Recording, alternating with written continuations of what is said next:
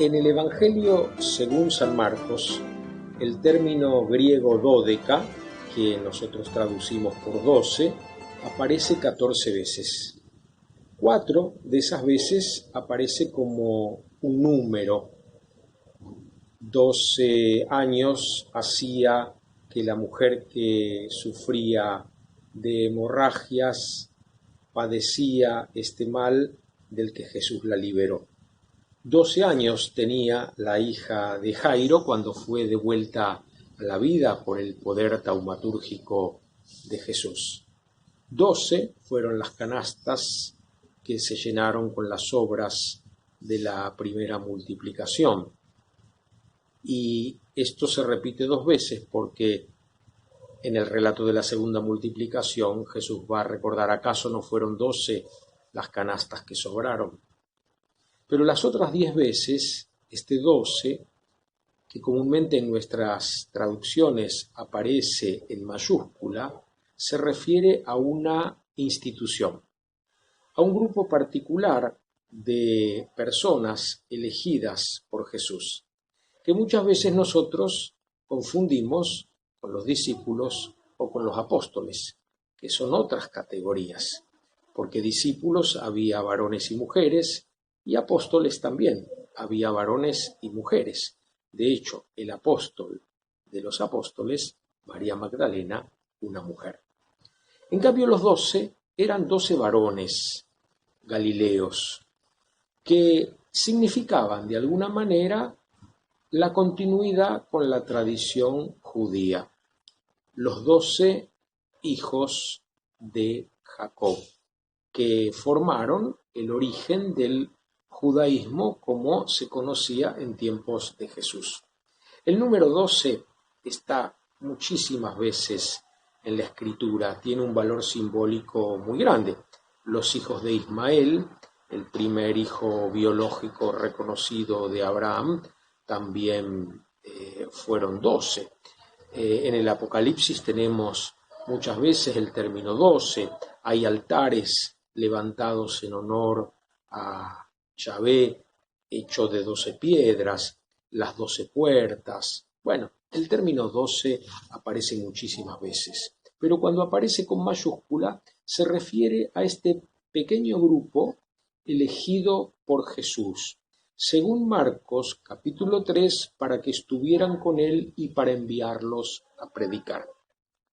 Y es en el capítulo 6 de Marcos donde Jesús los envía a predicar de 2 en 2, pidiéndoles que lleven un bastón, pero que no lleven alforja, que no lleven dinero, que no se confíen en el poder material, sino que se abandonen a esta gracia que concede el envío y salgan a anunciar la buena nueva a todas las generaciones.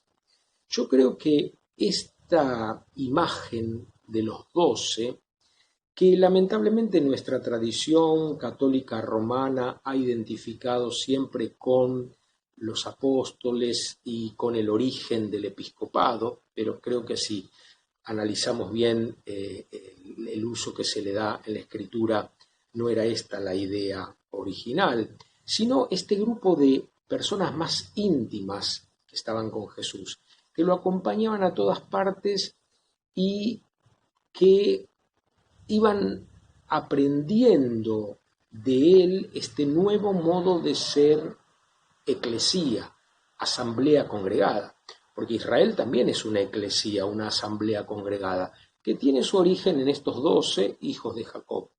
Por tanto, estos 12, que no son hijos en sentido biológico de Jesús, pero que de alguna manera Jesús los adopta para que sean sus continuadores, tiene por un lado una relación con Israel y por otro lado con este nuevo modo de ser eclesía, de ser asamblea, en donde ya no es la carne y la sangre lo que garantizan, lo que legalizan la pertenencia a este pueblo, a esta comunidad, sino la fe, el discipulado, el seguimiento de Jesús.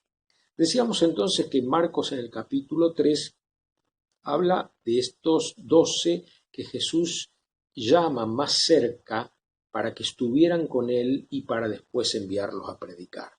Y en el capítulo 6 tenemos a estos 12 yendo a predicar de dos en dos. Después aparecen, como dije, en distintas oportunidades. 10 veces aparece este 12 refiriéndose a este grupo particular. La última vez que aparece este término refiriéndose a ellos está en el contexto de la pasión, cuando dice que apareció Judas, uno de los 12. Es la última vez que aparece en el Evangelio de Marcos. Judas, uno de los 12. Después, cuando se hable de este grupo, una vez más va a hablar Marcos de este grupo en el contexto de las apariciones del resucitado, y ahí va a hablar de 11, también con mayúscula. Qué interesante. La iglesia de Cristo nació fallada.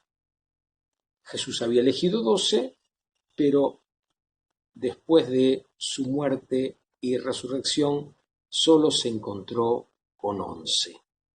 Esta idea de fragilidad y esta idea de no apoyarnos en lo que nos garantiza el éxito dentro de las categorías humanas, creo que es algo que sería muy bueno que nos volviéramos a plantear como una estrategia en nuestra nueva evangelización.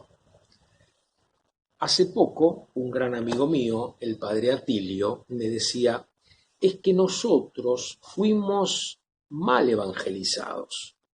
Y yo le decía, Atilio, me parece que nosotros todavía no fuimos evangelizados.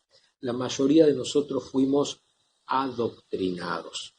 Los misioneros, los magníficos misioneros, los excelentes y sacrificados misioneros que transmitieron la fe cristiana en nuestro continente, venían con una mentalidad doctrinal, antiprotestante, que traían la teología postridentina, no el concilio postridentino, porque el concilio tridentino está lleno de citas bíblicas y de fundamentación bíblica.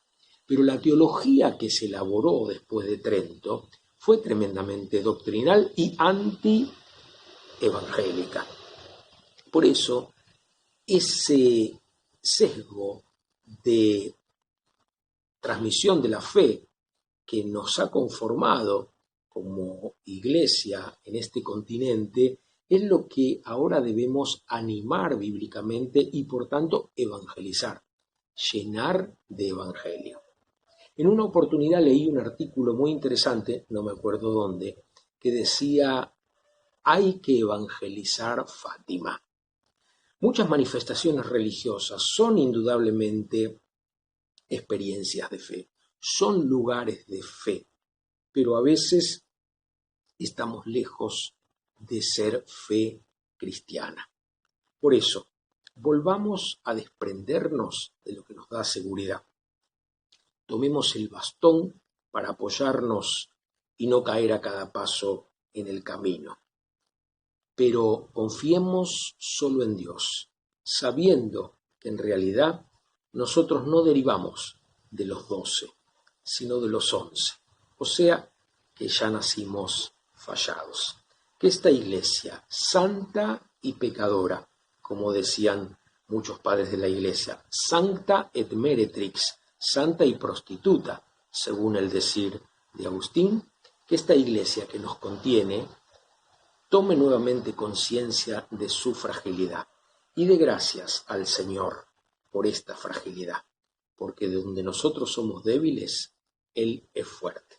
Que el Señor complete en nosotros su obra y lleve a feliz término esta tarea de evangelizar, de llegar con la buena noticia de la salvación universal. Dios quiere que todos los seres humanos se salven y lleguen al conocimiento de la verdad hasta los márgenes más alejados de nuestras realidades.